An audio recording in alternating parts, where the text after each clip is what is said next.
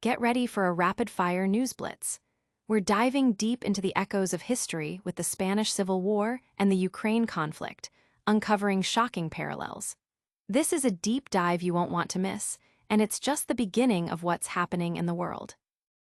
Then, we've got the latest on global oil demand as the International Energy Agency makes a surprising forecast, crunching numbers that could impact us all. What does this mean for the markets and for you? Next up, a major legal showdown in Guatemala could put international immunities on the line with the CICIG case. We're breaking down the legal intricacies and what it means for global justice.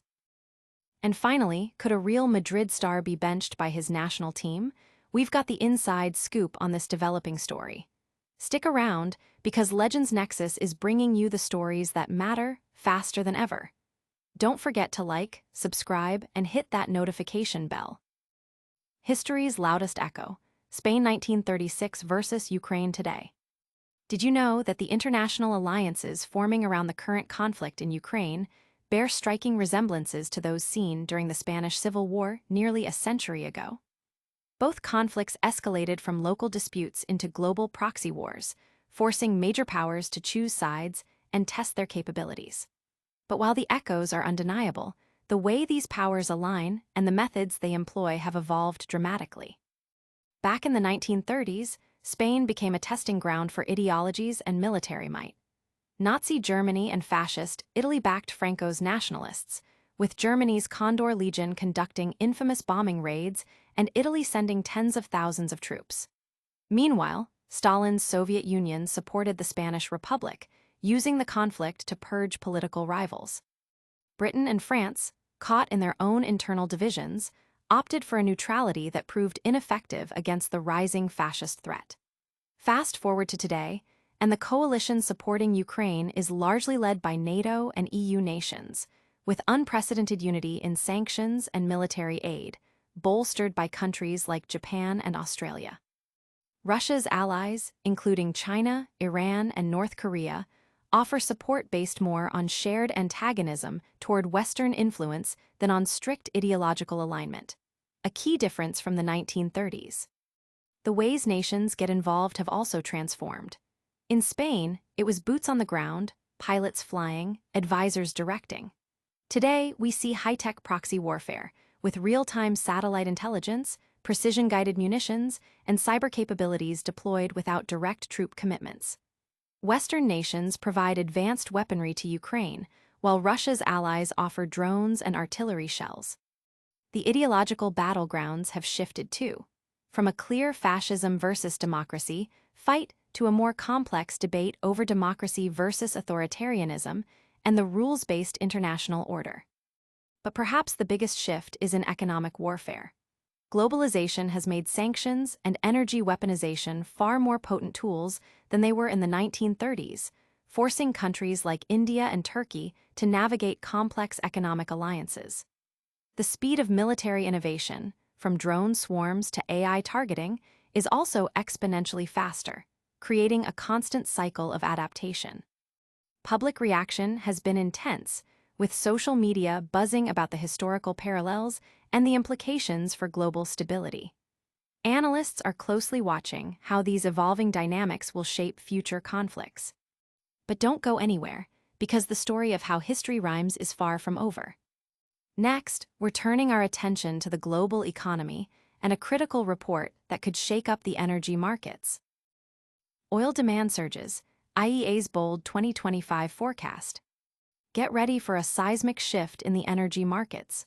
The International Energy Agency has just dropped its latest oil demand forecast, and it's significantly higher than anticipated for 2025, thanks to a surprising move by OPEC+.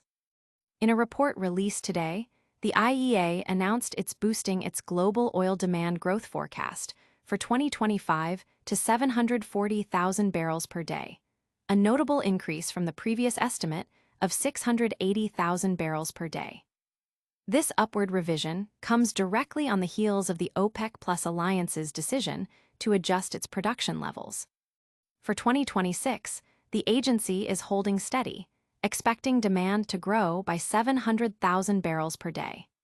This news is already sending ripples through the trading floors, with Brent crude futures seeing a slight dip and U.S. crude futures following suit. What's driving this surge? The OPEC Plus decision is a key factor, leading the IEA to predict a supply increase of 2.7 million barrels per day in 2025.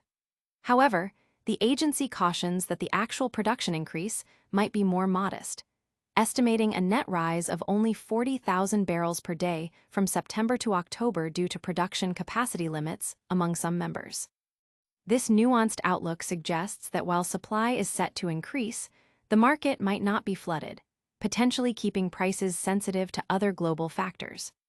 Traders and analysts are closely watching how these supply and demand dynamics will play out. The slight dip in prices today might be a temporary reaction, as the market digests the IEA's revised outlook and the complexities of OPEC Plus production strategies.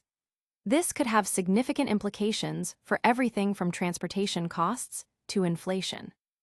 But the energy market isn't the only place where complex international dynamics are playing out. Our next story takes us to Guatemala, where a legal battle is raising serious questions about international immunities and the pursuit of justice.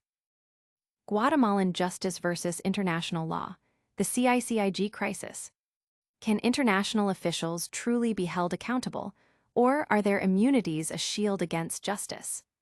Guatemala is currently putting this question center stage with a high-profile case involving former members of the International Commission Against Impunity in Guatemala, the CICIG.